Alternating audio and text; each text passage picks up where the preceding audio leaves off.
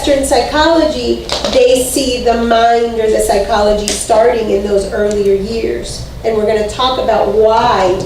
So I already went through conception, gestation, birth, and now we're going to talk about the 0 to 7, which is the story that the client comes with. But it didn't start in the story. But the psychologist in the Western world pays attention to that. But you know, so here when we have the Pancha Mahabhutas,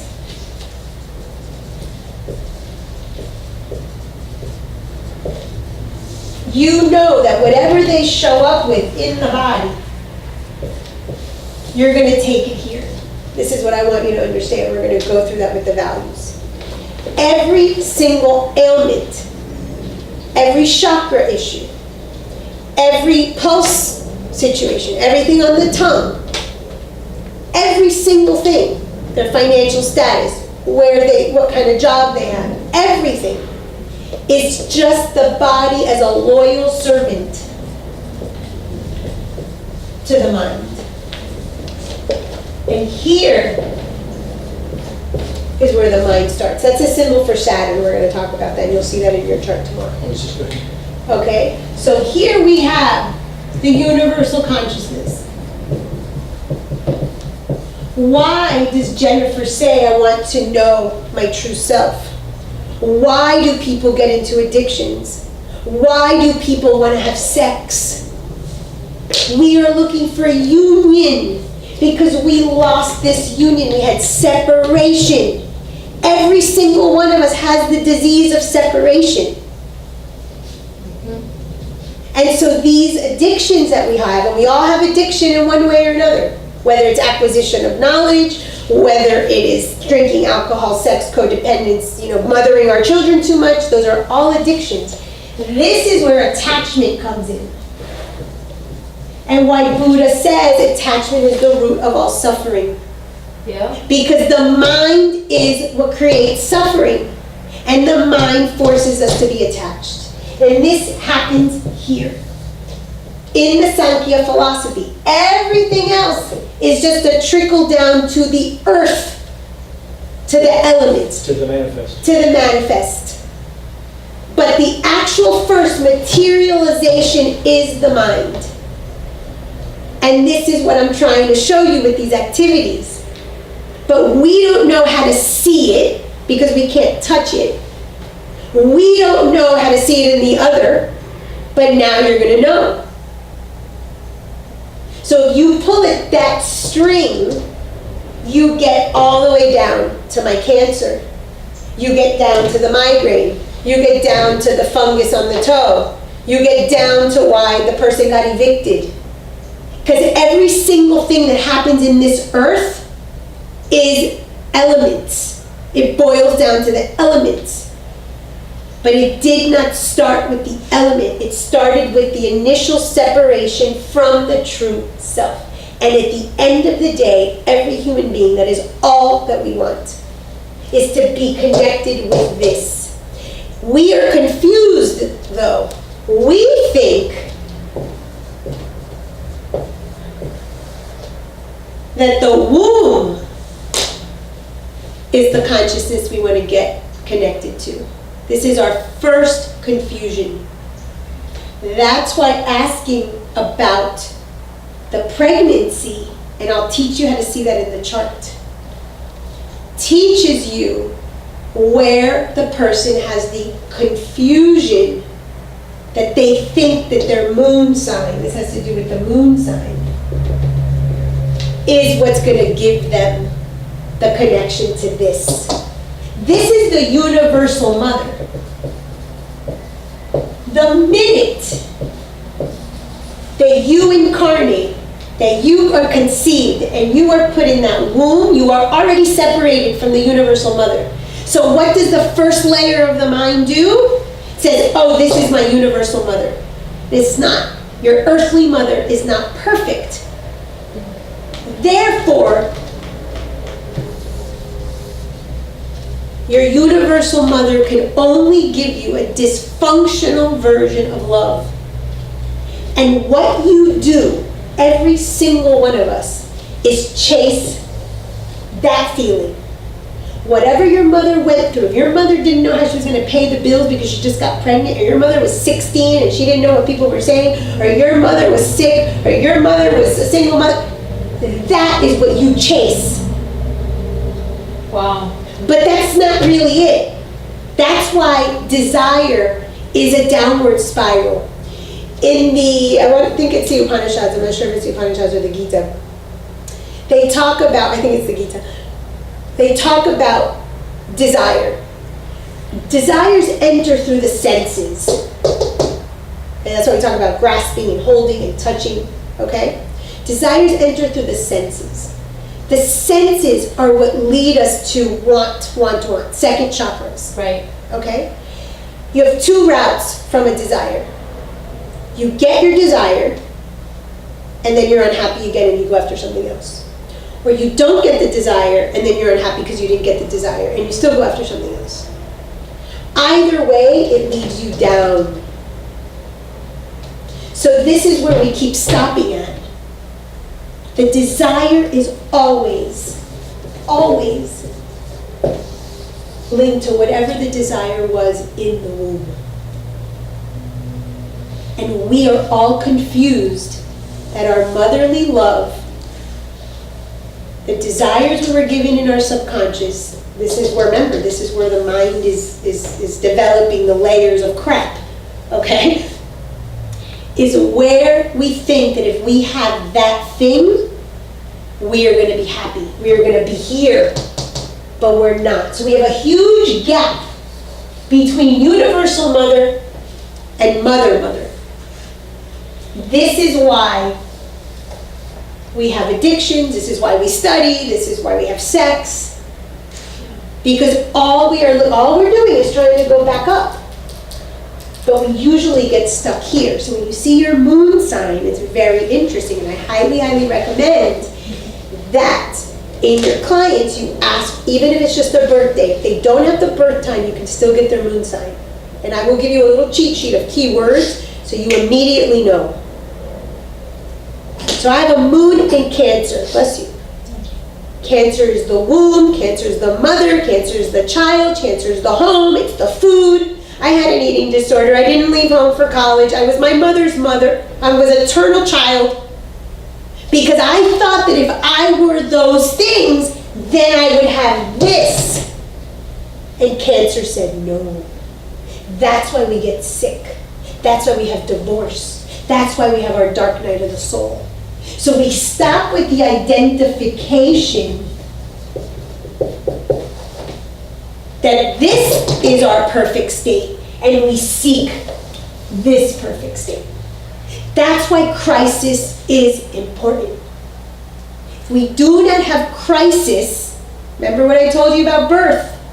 Your first crisis is leaving the womb to become your independent self, where you breathe on your own and use your own lungs.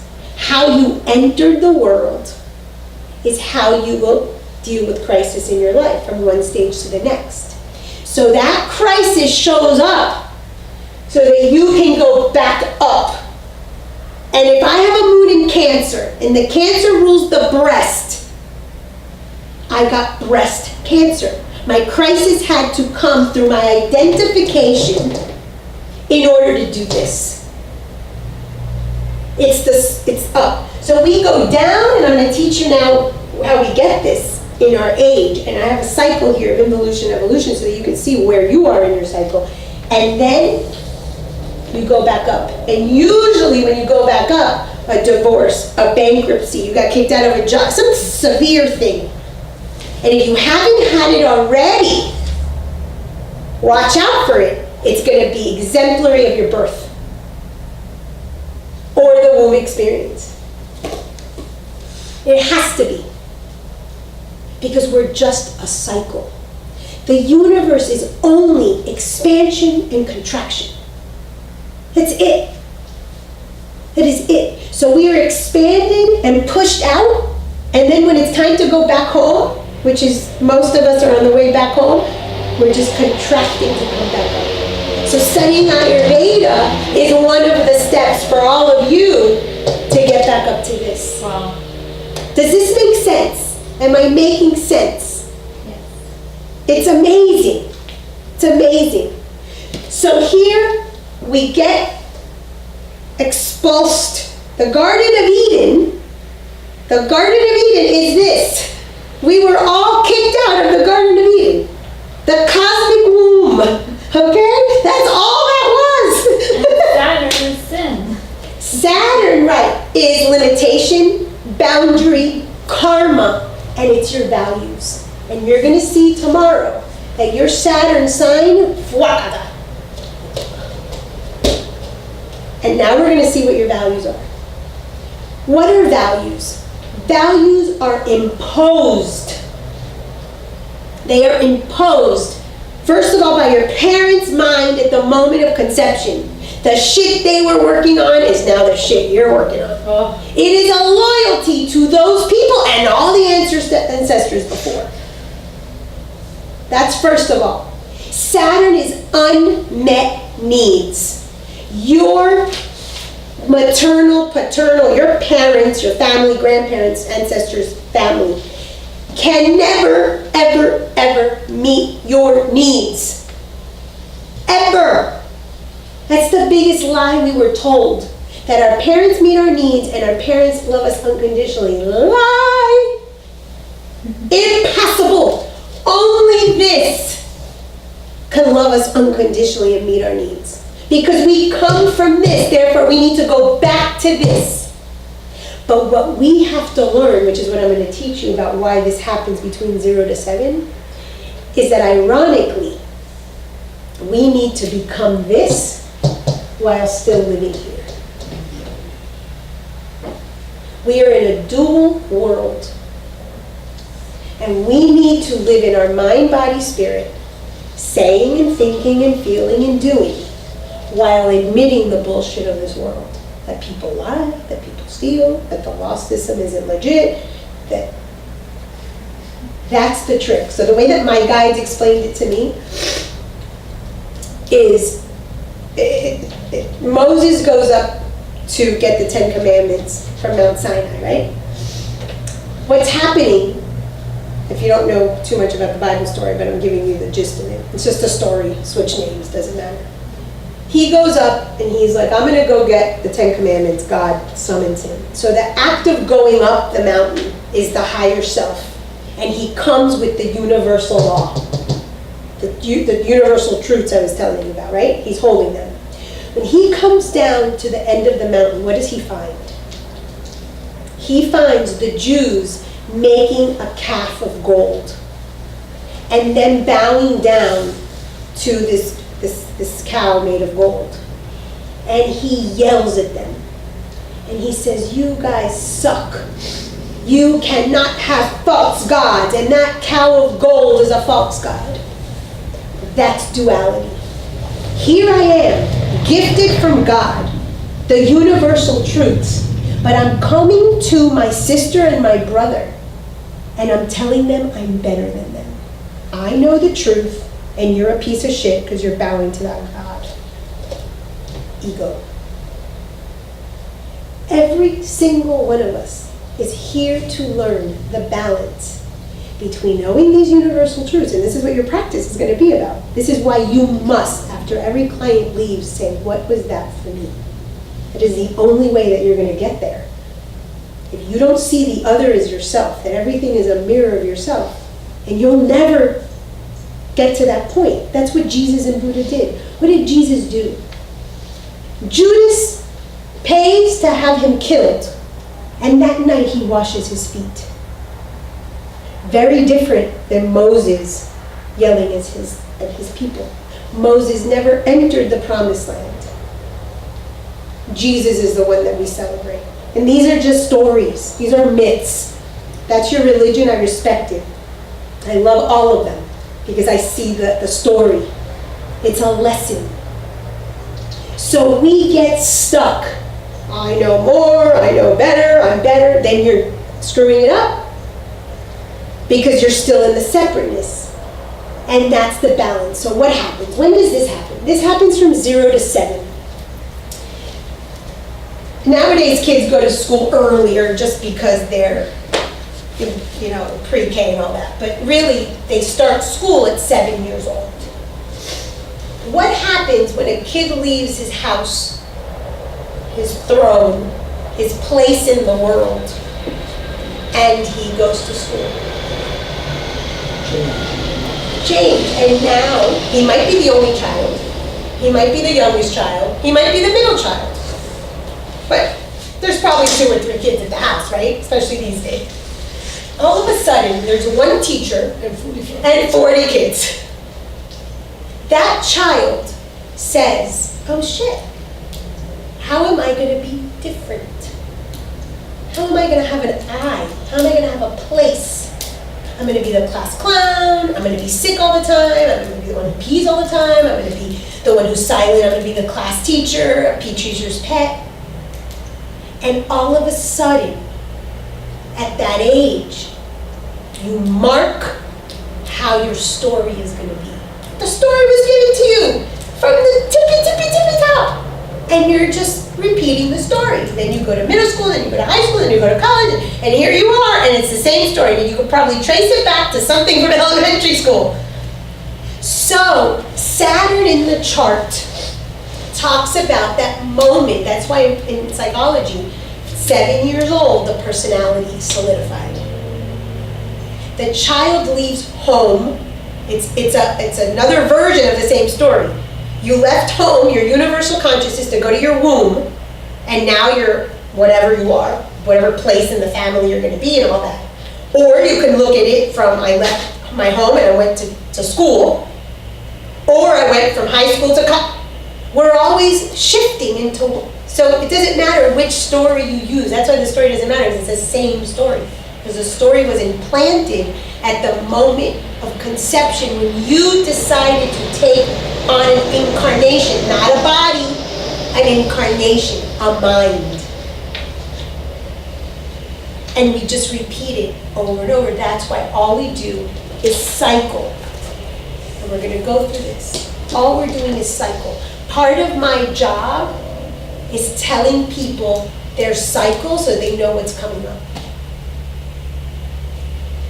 That's the beauty of astrology. That's why I said what happened 7 years ago. Yesterday I closed a cycle, 28 years to the day, my sister died. And I am in the process of closing a cycle. That's what my fake heart attack was, that's why I'm sick. I know exactly what's happening. So 28 years ago, Saturn is 28 years, I buried my sister, and right now I'm burying something in my life. So I'm mourning. We're perfect. We are perfect. The timing is perfect. But if we don't know, we think without a philosophy of life, without this information, we don't know how to live. That's why Ayurveda is the science of life. It teaches you astrology, it teaches you the cycles, it teaches you the pattern, it teaches you how to deal with mind, body, spirit. No matter where you go, it's the same information. So now we've left the universal consciousness, we've left the womb, we've left our home, and now we're in elementary school. And there you solidify what you're going to become for the rest of your life, which really was already started in the subconscious at the moment of conception. But now you have a story. So you can go to a psychologist and tell them that your kid is bullying you, or my mom and dad are getting divorced, and that's why at this age, the story unfolds. And that in the mind, in the buddhi, in the intellect, is what happened. I saw my father beating my mother. I had an alcoholic parent. My brother died. My brother's in the hospital. It may not be that, but it's something similar. And at that moment, your ego is fully solidified. And at that moment, that is your separateness. And whatever you learned, oof, I can't say exactly what I want. I better say thin crust, but I really want thick. And so she'll repeat 5 fifth chakra issues, saying what she doesn't want, because somewhere, had this client the other day, and I'm like, you don't know your place in the world, like what? And by the way, hemorrhoids or any anal thing is not knowing your place in the world. So So when people have hemorrhoids or anal things, do you have that? I had that during pregnancy. You have that? I have processed, yeah. One of the things I want you to learn about this class, when a client comes, you can do one of two ways. Ask them the function of the body part that's ill. So I had a woman whose hands were getting numb. And I said, Sharon, what is the purpose of your hands? And she went like this, and she's like, to cook, to take care of my family. And her mother had just died. So she was mourning the mom cooking and the way she, Her daughter, same ailment a year later. And I asked her, what are your functions of your hand? Work, duty. Don't work. Without my hands, I can't work. So when the client, you ask them, you're getting information about that piece. Because their body is simply I need you to understand this, the body is loyal. The problem is not our body. A lot of people, especially people in this field, want the body to be the problem. Because the body is what holds the pain. The bodies, we know that we're more than just the physical bodies. Our astral body holds the emotion, and that's really where the pain is. The physical body manifests the pain. I got divorced, and I had my kids 50% of the time. I only got cancer in one breast. 50% of my mothering was castrated. That was my story. Then I went further to the womb and to all of it. But that was the initial story. So if I tell you I hate my body causes pain. No, it was my mind that had an emotional issue and shot it to the organ. It is the loyal servant. So when people come and think that it's their body that's a problem, it's erroneous. This is just getting the commands from the mind. That's why I want you to get in the habit of going up to the mind. So you can ask the client, what is the function of that organ? Just listen to what they say.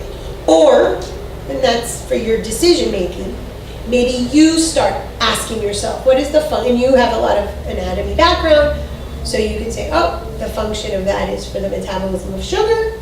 Okay, so there's something here with sugar, with joy, with sweetness, with nectar, but you can also do that if you're not comfortable at the beginning.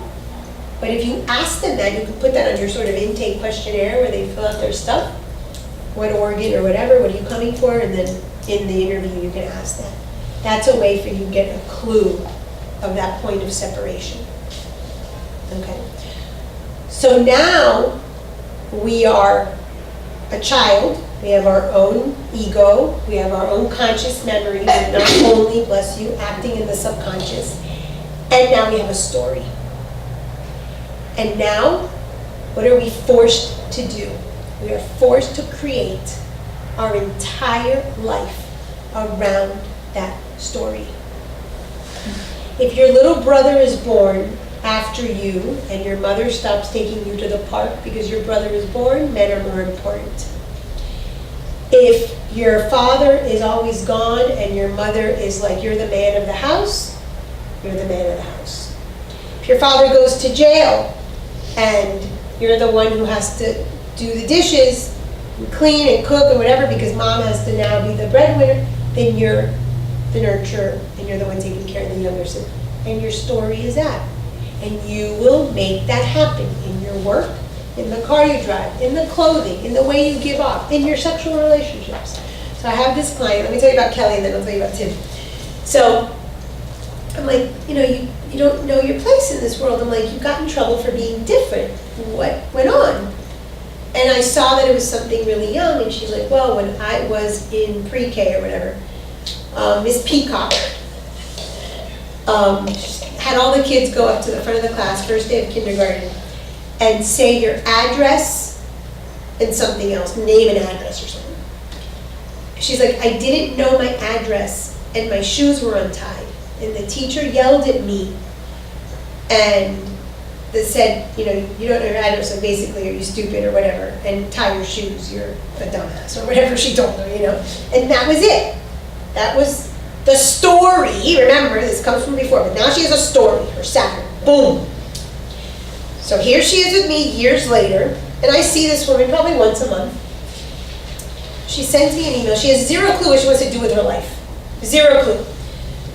She's a massage therapist. She has a practice. It's not that, but she's not satisfied. She's constantly, again, changing place. She doesn't know.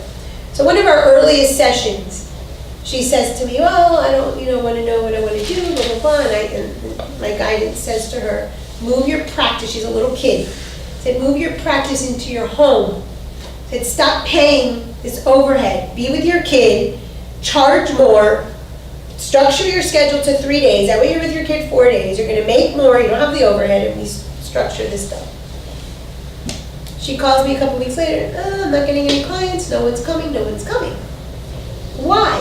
Because if she didn't know her address, and she was 5 or 6 years old, these clients can't find their way home to her because she's never found her way home to her. Gets better. A few weeks later, I need another session. Okay. I had this epiphany. I found my vocation. What is it, Kelly? I don't know how I'm going to do this, but this is what I have to do. I'm like, tell me. I saw this documentary or something on Finland. Finland has the best educational system in the world. She's like, I need to bring that education system to the United States. No. Finland has the best educational system. She has a daughter the exact same age as when Miss Peacock told her she didn't know her address, and her daughter is about to start school. So how is she going to repair her Miss Peacock story? By changing the whole United States system because she saw a documentary? She's trying to heal her wound and not have it recreated for her daughter. So I was explaining this to her. I said, that is your wound. It comes out in everything. Wow. It comes out in everything. So that isn't what is going to happen, and that's not it's not the reality of it. But that's where you see that the story keeps going 100 different versions. That's your wardrobe. It's your wardrobe down here. The stories, the guys, the cars, the jobs. That's why it's not about the desire. The desire can never fulfill. Because the desire comes from that unmet need, that separation of the ego at that moment when the mind is created. That's why we can have Jim Carrey, now he's all over Instagram, he's like, I hope everybody is rich and famous and has everything they ever wanted for, and they'll see that they're still not happy or something like that. Yeah, he's all over it. He's all over it. Yep. Because he understood, he may not know that, I don't think he understands this yet, but he saw. That's why the desire is constantly downward. And what we want is to go up, back to the unification. Unification comes how? How do we get unified with ourselves? I told you earlier. If the mind is illness and separation is illness, what is health?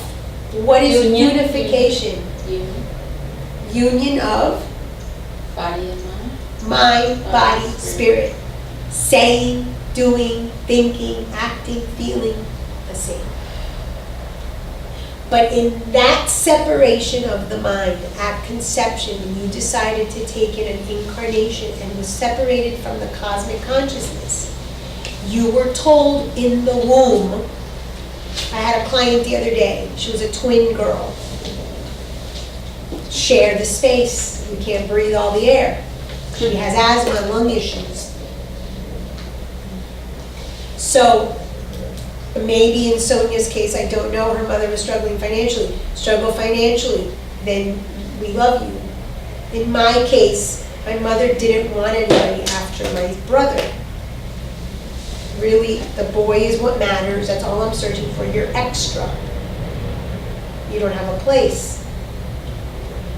So every single point along the way, whether it's down here at the job or it's up there at the trauma of their life, the acorn or the oak tree, you're getting the information. That's why don't stress whatever they say. The minute the client walks in the door, they've already told you everything. I ask my clients, because I work out of my house, oh, did you get here okay? Did you find the house okay? I already know. If they say they got lost, if their GPS didn't work, they don't have any direct. Tell me everything. I ask them water. I used to sit and make tea, now I'm like, do people, so, want some water? I listen, water is life. So I hear. That gives me an imagery of the womb. No, I have my own. Or yes, or no, oh yeah, So it doesn't matter what piece, you're gonna get to the seed. You're gonna get to the seed. I'm just showing you how all along the way. But that's why the desires will never, ever, ever lead to that unification. Only when we are in health, mind, body, spirit connection. Saying, doing, thinking, feeling. All the same thing. Make sense? Okay, so in astrology, Saturn will show you in the person's chart where this happens. So it's a real quick, easy one. Your values. Upon conception, you are given the values. Your parents are struggling financially. You have the value of I better work hard or I can never be rich. Or family is most important. Or my spiritual life is the most important thing. Or girls are more valuable than boys, like in India. I have this one client in India. Open up her session, and I'm like, oh my God. And the question I asked her is, what would be different if you were walking down the street in India as a man? She's like, oh my God, everything. And she said, I dream of having a little girl, but I know I won't. Of course she won't, because she knows that girls in India are worthless. So she's already, okay. So the values that you have tell you where you are sick. The values that you have that are incongruent, if you have a value system that you believe, there's no problem. If you really, really, really believe that, I don't know, money is the root of all evil, which that's a value system that people don't, it's because of this, then you don't have a problem being poor. If you really believe that stealing is okay because your father stole and that's how you guys live, you don't have a problem with that. Remember, it is not the thought, it is the wound behind it that's driving that, the behavior. But if you have value systems, as we do, and we're going to talk about now, there is a link to that. You can ask your client on the intake, tell me some of your value systems. But when they come with an ailment, the organ is already telling you what value system they have an issue with. They have things on the feet. What do you think? These are just broad strokes. What do you think the feet has to do with? Going places. Okay, movement. Direction. Direction. Groundedness. So there are values around, let's say that their parents never moved a job, or they moved around too much. And if you probe, you'll probably find it. Or they had instability growing up, or they had too much stability and too much groundedness. Broad strokes. You are going to have a lot of tools. But this is so you see, you can go directly to the seed, right? Directly to that separation. Immediately with what they show up with. What are the eyes? Lack of vision. Okay, maybe they were not allowed to have intuition. Or they only had to see the logic of what was in front of them. Or their parents were saying, don't drink and do drugs, but their parents were smoking. So they can't see clearly because what they saw wasn't what they were told they should be seeing. So you know that there's an issue with a value statement there, and you can probe. I had a client once, and I said, so who taught you that you get more flies with honey than with vinegar? He was like, how did you know that? Because he had said something about always being Mr. Nice Guy at work and stuff like that. And always smiling. I'm always happy and I'm always smiling. That's a value statement. And some are very common, like the root of all evil is money, and the more flies, and children should be seen, not heard. Those are, yours may not be as specific, but they're telling. So at that moment of separation, you were given the bullshit values that you must hold yourself to the end of your life. So here you are, me, dying to go away to college. I wanted to go to Australia. I was ready to go. What happened? I got pregnant. Because you need to be home. Because you have to be a family person. So I got pregnant. I solved it. Problem solved. Psychology. Mind took care of it. That's why we create our issues. That's why we create our problems. Because then it keeps us in alignment with the false value statements. Because we do not know ourselves enough to say, oh, my parents thought that, but I don't. And when we say that, just so you know, you do the opposite of your parents. You don't do anything different. They see that all day. My parents are drunks, my parents this, my parents that. I do it different. Really, what do? The exact opposite. The opposite is not different, it's the same side of the coin. So if you think you're doing it different because you've done the exact opposite, you're still with the value statements. So what happens at that moment of conception? Gestation, pregnancy, birth, 0 to 7, your whole life. What you are seeking are unmet needs. Because we've all been given a bullshit story that our parents should love us unconditionally, our human parents, and that our needs should be met. We should have safety, 4 needs. Everything boils down to 4 needs. Safety, protection, validation, and love or connection. All of us in some capacity have missed all 4. But most people have one specific thing, and I'm going to give you the psychology so you can hear it in your clients right off the bat, especially with the diseases that they come with. Safety, protection, validation. And love and connection needs. Survival, safety is also survival. So what happens is, since you've been given this story that your human parents, what do we know about humans? They make mistakes. They make mistakes. So if a human births you, can a human give you unconditional love? Can a human be a perfect parent? No. Who are you really looking for? Your universal mother. And then we all hate our parents, or all angry at our parents, or all pissed at our parents because they couldn't love us the way. Well, damn, they're human. It ain't their fault. You picked them because you needed to learn this lesson. It's very valid that we work through issues with our parents, but they aren't the cause of it. But many of us get stuck there, and then again, it's another barrier to connecting with the cosmic consciousness. So, when we have unmet needs, we go throughout life. That car is going to meet my need, that person's going to meet my need, that money's going to meet my need, and it's all because we have unmet needs. So at that moment of separation from the cosmic consciousness into our human incarnation, there are unmet needs and there are false value statements. And we spend our whole life proving these things right. I am not worthy of having a safe environment. That was mine. Safety and survival was mine. Safety and survival are directly related to having breath issues, so asthma, lung stuff, sex issues, and food issues.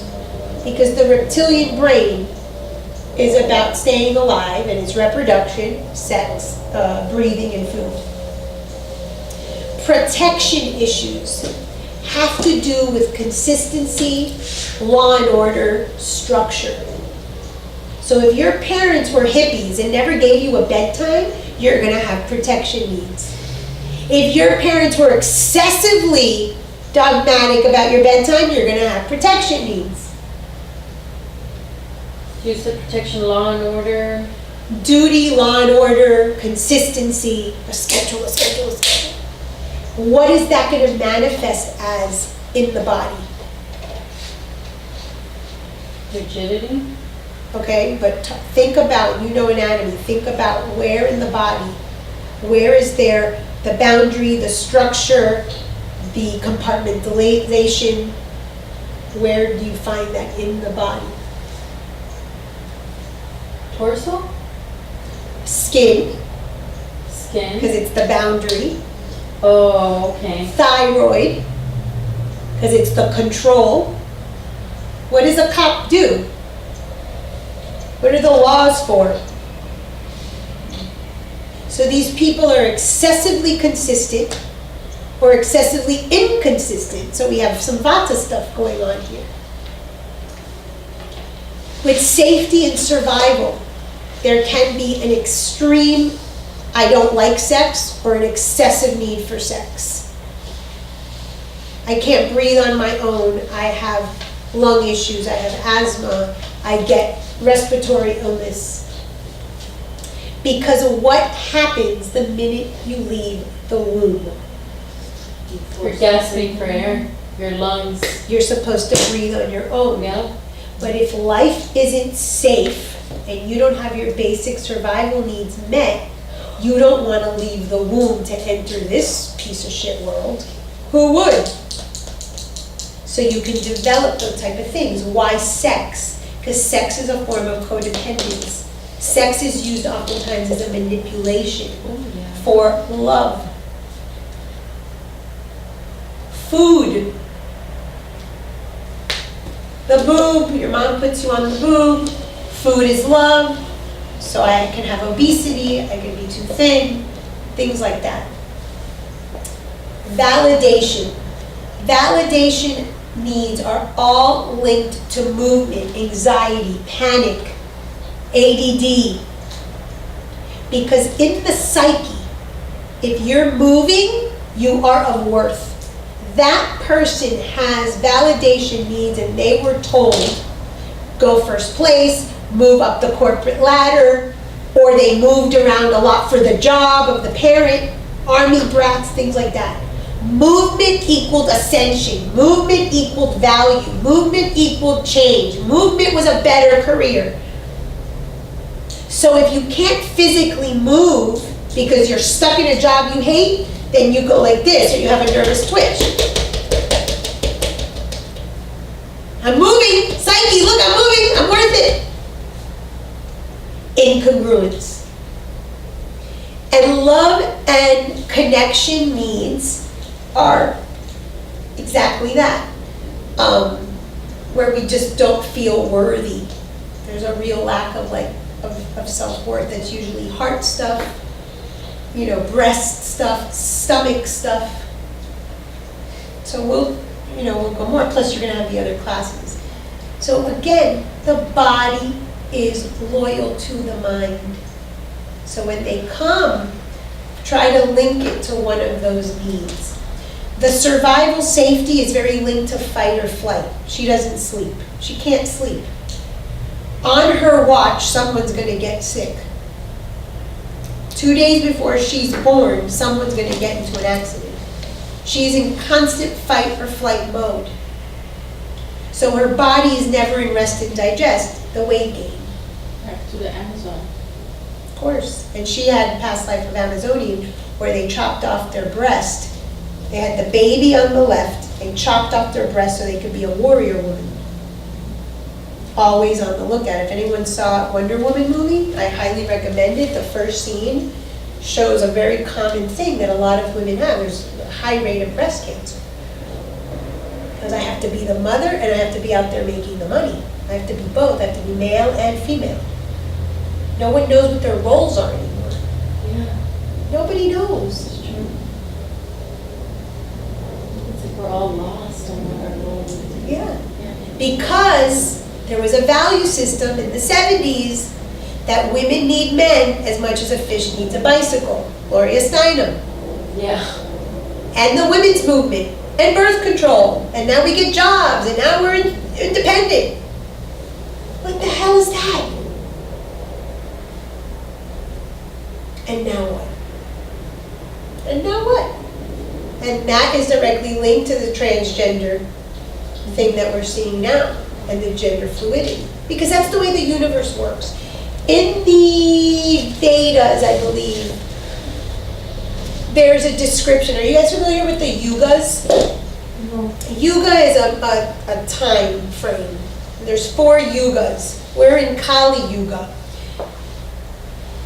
The way that it's described in the scriptures is, first we're in the Sattva Yuga. Sattva is truth. It's like the golden era, where everyone is connected and everyone is nice to their neighbor and everybody is love and peace and harmony and all of that stuff. Then, I don't remember the name, but it's sort of like the bronze. So we start a morality disintegration. Then we go into the Iron Age, which is a little bit more, and then we go into the Kali Yuga, which is destruction of family values, morality out the window, and it's described as a 4-legged stool. So when you have the Sattva Yuga, all 4, we're stable, we're grounded, we know our place. And with each yuga, one stool foot is eliminated. So we're on one. What can you do with a 1-legged stool? Unicycle. Yeah, there you go. I'm here. There you go. So we can't do anything with that. But this is the contraction and the expansion of the universe. This is the way it's supposed to be. This is written, and this has happened, and it will happen again, and we will be back to the golden age. And then we'll go through this again in other bodies, and then we'll stop. So we're exactly where we're supposed to be, and it's exactly what it was supposed to happen. It's Gloria Steinem was supposed to show up, and women were supposed to be liberated, and transgender is supposed to be the thing. And this is all written. The Mayans wrote about the transgender. Oof. This is not a shock to anybody who reads spiritual texts. This is the contraction and the expansion of the universe. It's exactly right. And we have all chosen to be in this incarnation to experience this because this is what our soul needed to experience. And then we'll come back and we'll experience, as we have, the golden age. And the age of truth and all of that. And the spirituality. And that's why everyone is moving towards yoga and spirit, blah, blah, blah. Because we're just getting prepared. And then we're going to... So it's all perfect. There's nothing wrong with what's going on. But we have judgments. Okay, so in the 70s, when Gloria Steinem said that, which ironically, many, many years later, I think in her 70s, she got married and she was like, "Ooh, Maybe yours ooh." Oh, she ended up getting Yeah, married. I think her husband died within like 2 years and she was heartbroken. Yeah, Oh, wow. yeah. Because as we get older, so what happens with Saturn? Every 7 years, Saturn knocks. 7, 14, 21, 28, 35 knocks. Uh-oh. And with everyone, 37, yes, 56. yes. So with every 7 years, you So get an why last opportunity, year? yes. Yeah. Because you're Aries and I know that you have Saturn now. It knocks in a negative way, or? Well, depends on how you look at it. It sucks, but it's going to give you growth because What the is only way, look, you have That's to what means remember, it's gonna be better. So that means that you have a boundary. This is your human, limited, dual self. This is your perfect mind, body, spirit, but you have a boundary. You keep going to this wall, to this wall, to this wall. Glass ceiling. So every 7 years, Saturn, it hurts, but it gives you the hammer to chisel, and all of a sudden, oh, and every 7 years you question those values, and you question question your limitations, and you question who has to give you your unmet needs. And how do you do it? You create crisis. You break up, you have a divorce, you change your job. It's textbook. We are so freaking predictable, it's ridiculous. Okay, but if you've already gotten rid of everything, and this is your year coming up, then You haven't gotten rid of everything. You haven't. Every time. So Gloria Steinem, I don't need men, I'm a lesbian, get on birth control, right? Start the Miss Magazine. So So she chiseled and chiseled and chiseled. Remember, we're on our way down and then we're going up. As she went up, she had created a doorway. Oh wow, maybe I don't have those values anymore. Maybe I do like a penis. Maybe I do want to die with a company, accompanied at old age. So you have to, quote unquote, have pain. You don't have to suffer according to Buddha. You have to have pain, and it's those values that we're going to talk about. Wow. Those are your attachments. And it's only through crisis and pain that you're willing to let go of them. I used to have the most antiquated, outdated views on marriage and women, and I mean, talk about freaking full of shit. I thought I knew it all. You would have heard me. And now I'm at the place, because I just had a major Saturn, the Panther was huge. Now I'm describing myself, now I'm a green field, a level playing field. Now I am starting to enter that. And I'm 40, I'm going to be 45. So it's about halfway. Saturn is every 30 years, so 90. So I'm about halfway. So now in the next 45, I'll be hopefully going up. But I had to chisel the value statements, all the things that I knew. That's why if you are the same person at 60 that you were at 40, or at 80 that you were at 20, you are. Every single one of those value statements, plus, because we're loaded with them, they're not yours. Now you have a little box here that are yours. I happen to really like money. I have an ease at making money. I do not stress about money. Astrologically, it's called Jupiter in the second, and I have it. Because my father, when I was born, when I was conceived, my father was doing very, very well. So in my psyche, I have abundance to the excess. Now I'm actually working more on quality than quantity, but I've always been an excessive kind of person. I didn't have 3 shoes, I had 6 shoes. I bought 1 skirt and 10 clubs. So I don't have a problem with money or abundance, and I'm a spiritual person, right? That's supposedly wrong. Never had that crisis in my life. That value system doesn't affect me. But here I have a bunch. You can call it parents, you can call it society.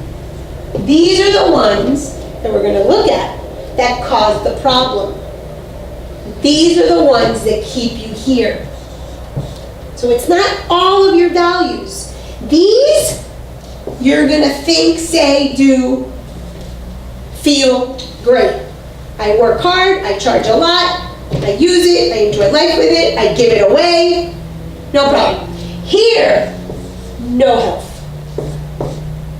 Wow. This is where you self-betray.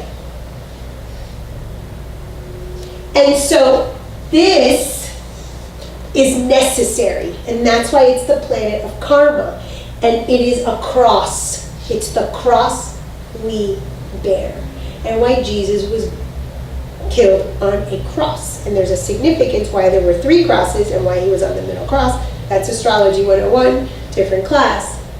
The cross you bear is your Saturn, and it's one theme. One. You think it's 500 things, it's one.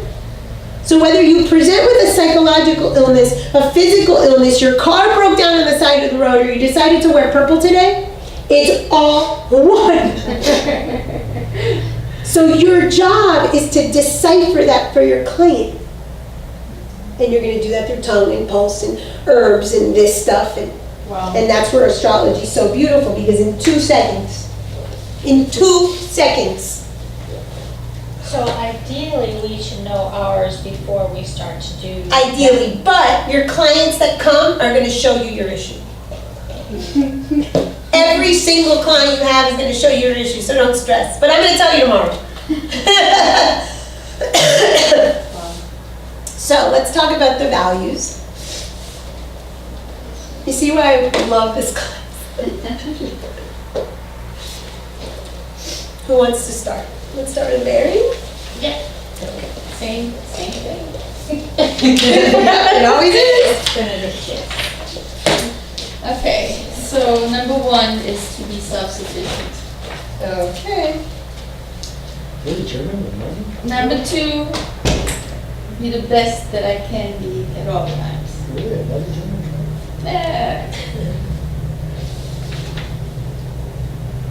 Be respectful and hospitable to others. Oh, that's not good.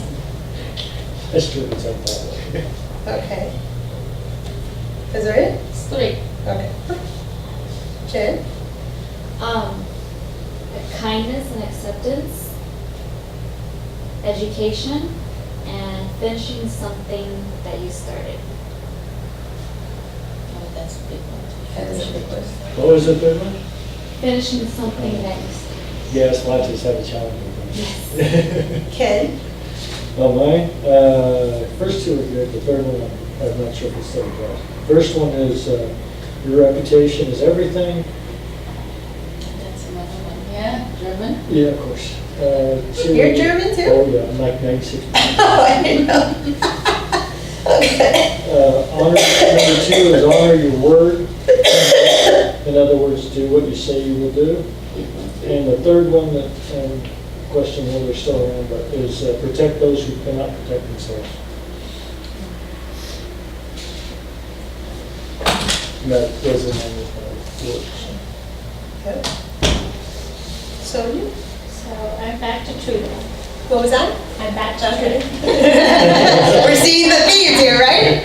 That's my thing, the authenticity, the authenticity, the authenticity. So you probably have a very strong Gemini something in your chart. So what is truthful to all is truthful to you. Something worth doing is worth doing right. And honor the elders.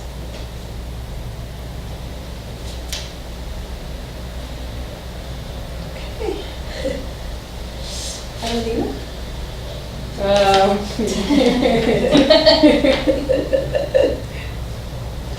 Loyalty to family, work, and faith. Do not harm others.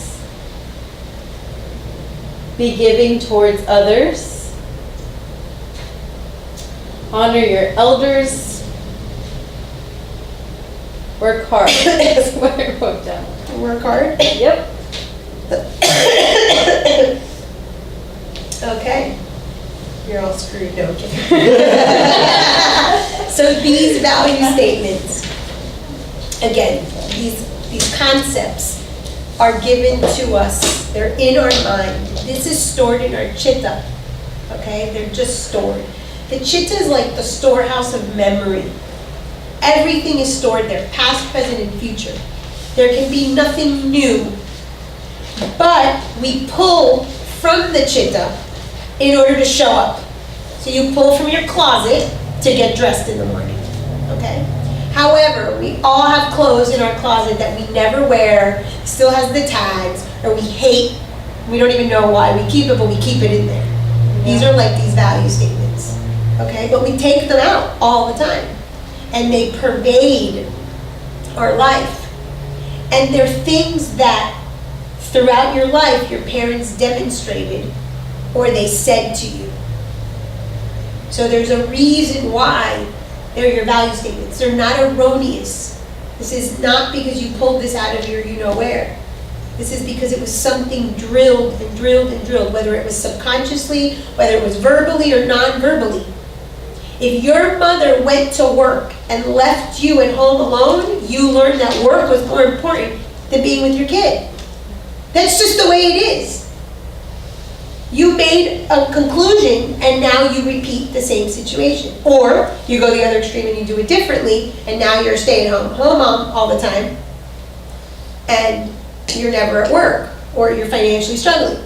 You're just going to do the opposite. Okay? That's you? Does your mom work all the time? Okay. So, she said, Mary, self-sufficient. You must be self-sufficient.